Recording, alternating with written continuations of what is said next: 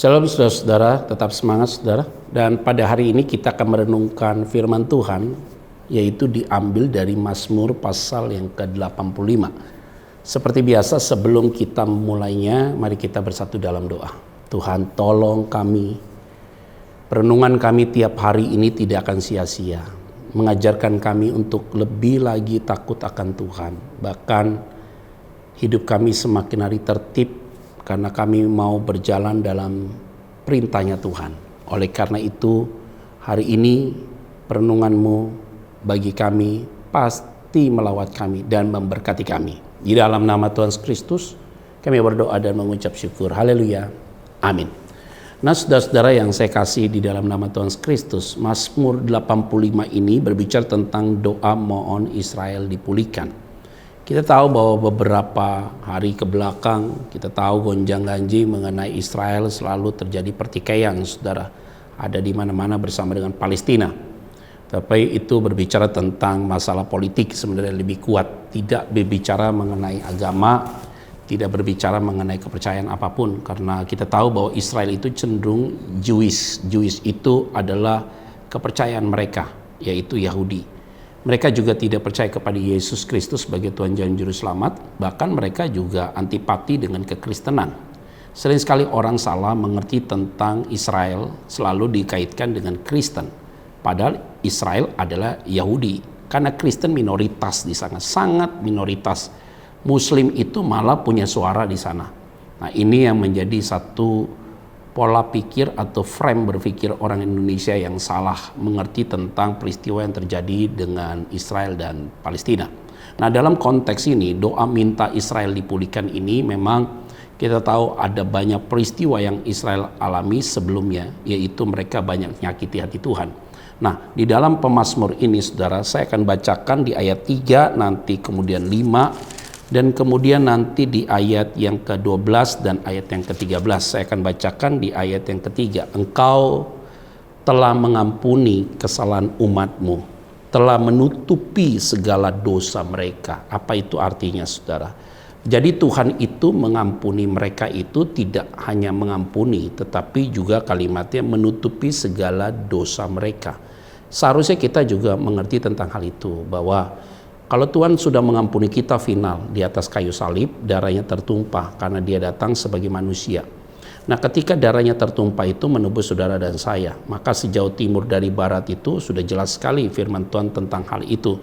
Ke tubir laut yang paling dalam. Nah, itu adalah janji Tuhan bagi kita. Bagaimana supaya kita diampuni? Ya, harus ada pengakuan. Nah, pengakuan kita pada Tuhan itu sifatnya pribadi dan harus jujur, terbuka, dan tidak boleh ada yang disembunyikan. Artinya kalau kita brengsek ya brengsek, kalau kita tidak benar ya tidak benar, kalau kita melakukan sesuatu apapun jangan disembunyikan, bicara saja apa adanya. Maka ketika Tuhan mengampuni kita, di saat bersamaan pun juga dia menutupi dosa kita. Artinya benar-benar dia ampuni dan dia udah tutup.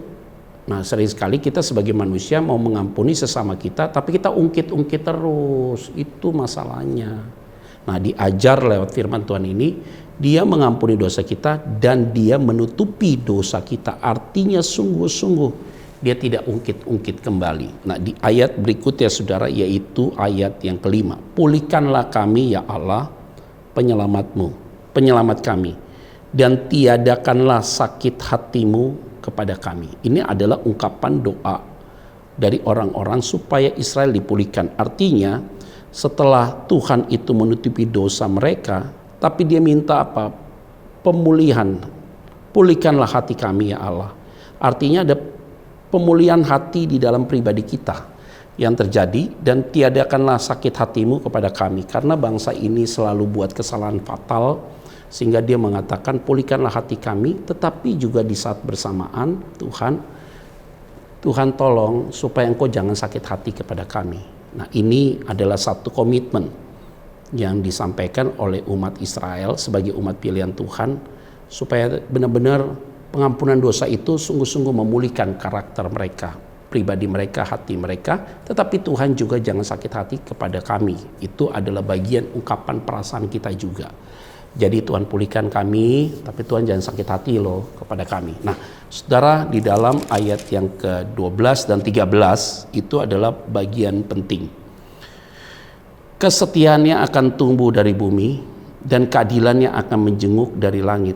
Bahkan Tuhan akan memberikan kebaikan dan negeri kita akan memberi hasilnya. Nah, ini adalah satu bonus yang diberikan Tuhan, yaitu memberikan kebaikan dan negeri kita akan memberi hasilnya. Artinya, kalau orang yang sudah diampuni oleh Tuhan dipulihkan, maka Tuhan akan memberikan sebuah reward, saudara. Dan ini permohonan supaya kita juga melihat kebaikan Tuhan itu begitu luar biasa dalam hidup kita. Saudara-saudara yang saya kasih dalam nama Tuhan Yesus Kristus, perenungan ini menjadi satu perenungan dasar bagi kita untuk kita sadar tentang hal ini. Yuk kita sama-sama minta tolong supaya Tuhan mengampuni dosa kita dan Dia jangan sampai sakit hati kepada kita, tetapi hidupmu pasti dipulihkan Tuhan. Mari kita berdoa. Terima kasih untuk firman-Mu pada hari ini, memberikan pencerahan, pengertian bagi kami, untuk kami jujur dekat dengan Tuhan. Di dalam nama Tuhan Kristus kami berdoa dan mengucap syukur. Haleluya, amin. Saudara tetap semangat, jaga kesehatanmu, dan ingat selalu, positive thinking. Tuhan Yesus memberkati. God bless.